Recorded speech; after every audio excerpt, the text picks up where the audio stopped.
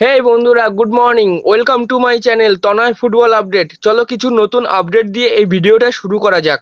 বন্ধুরা, তাহলে কি রোনাল্ডো ভারতে আসছে না? আমাদের ভারতবাসী কি আর নিজেদের মাঠে রোনাল্ডোর জাদু দেখতে পাবে না? কারণ কেন বলছি, ইতিমধ্যেই শোনা যাচ্ছিল যে ACL 2-তে মোহনবাগানের বিরুদ্ধে ক্রিশ্চিয়ানো রোনাল্ডোর আল নাসর খেলতে আসতে পারেন। তবে শোনা যাচ্ছে পরবর্তী মৌসুমে রোনাল্ডো আল নাসর ছাড়তে পারেন। হ্যাঁ বন্ধুরা, ঠিকই শুনছো।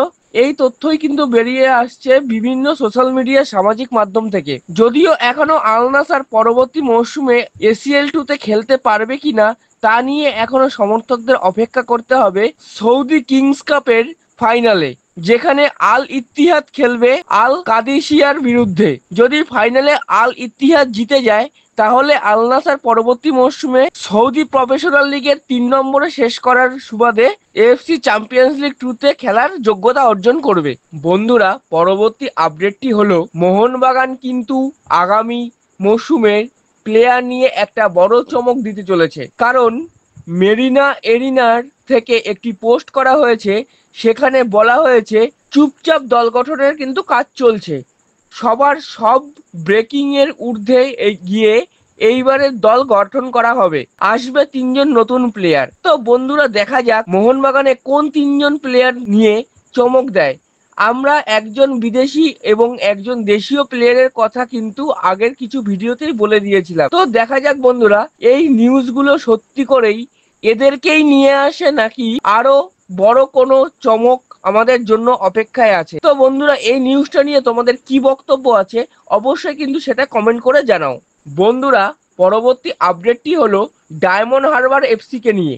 তোমরা সবাই জানো ডায়মন্ড হারবার এফসি 2024-25 মরশুমের I-League 2 চ্যাম্পিয়ন হয়ে 2025-26 মরশুমে I-League খেলার যোগ্যতা অর্জন করেছে। তো বন্ধুরা, শোনা যাচ্ছে আগামী মরশুমে দল গঠনের জন্য ডায়মন্ড হারবার এফসি কিন্তু মোহনবাগানের এক্স প্লেয়ার সনি নর্ডির সাথে কথা বলছে। তো বন্ধুরা, দেখা যাক পরবর্তী মরশুমে সনি নর্ডি কিবু ভিকুনার কোচিং এ খেলতে ডায়মন্ড হারবার এফসিতে আসেন কিনা। বন্ধুরা, পরবর্তী আপডেটটি হলো কার্লো আনচেলোত্তি কিন্তু ব্রাজিল দলের দায়িত্ব নিয়েই আগামী জুন মাসে হতে যাওয়া বিশ্বকাপ বাছাই পর্বের ম্যাচ ইকুয়েডর এবং প্যারাগুয়ের বিরুদ্ধে 25 জনার স্কোয়াড ঘোষণা করে দিয়েছেন।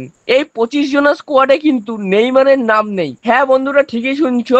শোনা যাচ্ছে তিনি নাকি নেইমারের সাথে কথা বলেই নেইমারকে তার দল থেকে বাদ দিয়েছে। তো বন্ধুরা, স্ক্রিনে দিয়ে দিলাম তিনি কোন কোন প্লেয়ারের নাম ঘোষণা করেছেন। এবং এখানে একটি ইন্টারেস্টিং বিষয় হলো 2 বছর পর কিন্তু আবারও দলে ডাক পেলেন টটেনহ্যাম হটস্পারের রিচার্লিসন এবং ম্যানচেস্টার ইউনাইটেডের কাসিমেরো। তো বন্ধুরা, দেখা যাক প্যারাগুয়ে এবং ইকুয়েডরের বিরুদ্ধে এই দল নিয়ে কার্লো আনচেলোত্তি কেমন ফলাফল করে আগামী 2026 ফিফা বিশ্বকাপের বাছাই পর্বের ম্যাচগুলিতে। বন্ধুরা, এই ছিল আজকের আপডেট। যদি ভিডিওটা ভালো লেগে থাকে তাহলে লাইক, কমেন্ট, শেয়ার করো এবং চ্যানেলটা অবশ্যই সাবস্ক্রাইব করো এবং আমার ফেসবুক পেজ ও ইনস্টাগ্রাম আইডিটা ফলো করে রাখো সবার আগে আপডেটগুলি পাওয়ার জন্য। জয় হিন্দ, জয় ভারত।